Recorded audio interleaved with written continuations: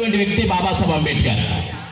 ఆ విద్య ద్వారానే సమాజంలో మనకి రిజర్వేషన్ రావటానికి కానీ పూణేలో జరుగుతున్నటువంటి అంశాన్ని మనం కనుక తెలుసుకుంటే అర్థం చేసుకుంటే ఒళ్ళు జలకరేస్తుంది. సైమాన్ కమిషన్ 1927లో భారతదేశానికి వస్తే రిజర్వేషన్ ఇవ్వాలనే అంశం మీద తర్జన భర్జన చేయడానికి వస్తే మహాత్మా గాంధీ అని పిలువబడుతూ చెప్తున్నటువంటి వ్యక్తి రాళ్ళు వేయించి సైమాన్ కమిషన్ గో బ్యాక్ అని చెప్పినటువంటి పరిస్థితి కూడా సమాజంలో ఉంది.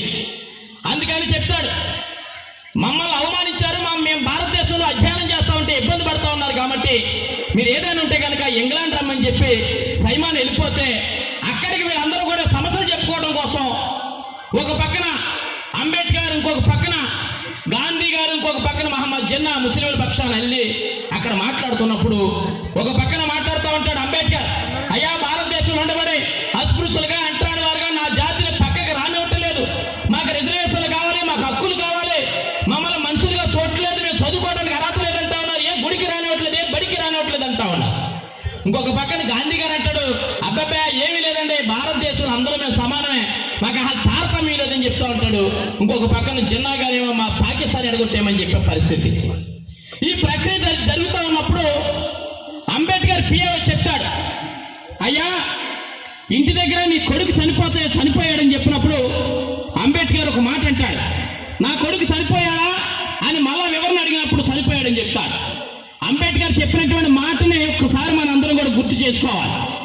అప్పుడు అంటాడు అంబేద్కర్, నేను గనక ఇంటికి వెళ్తే నా కొడుకు అంత్యక్రియలే నేను చేసుకోగలుగుతాను, కానీ నేను గనక ఈ రౌండ్ టేబుల్ సమావేశం నుంచి బయటకు కనుక వెళ్తే ఈ భారతదేశంలో అస్పృశ్యులుగా అంటరాని వారిగా ఉన్నటువంటి వర్గాలన్నీ కూడా నాశనం అయిపోతాయి కాబట్టి నాకు జాతీయ ముఖ్యం చెప్పినటువంటి గొప్ప వ్యక్తి బాబాసాహెబ్ అంబేద్కర్.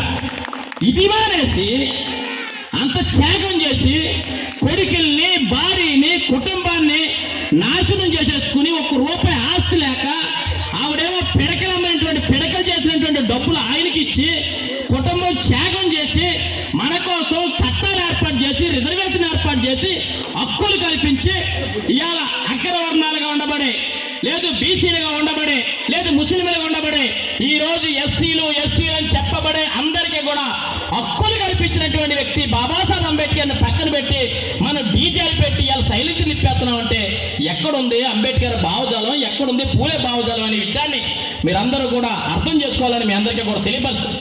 అలాంటి అంశాన్ని నేను తమ్ముడికి ఒక మాట చెప్తా ఉన్నాను.